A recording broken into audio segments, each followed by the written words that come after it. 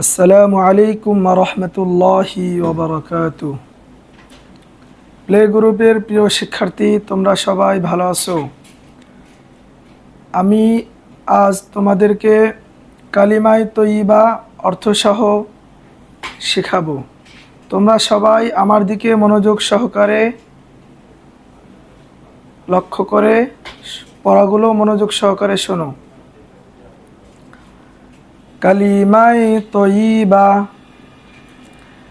লা ইলাহা ইল্লাল্লাহু মুহাম্মাদুর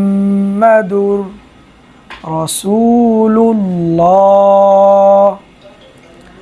কালিমায়ে তয়্যিবা, লা ইলাহা ইল্লাল্লাহু মুহাম্মাদুর রাসূলুল্লাহ।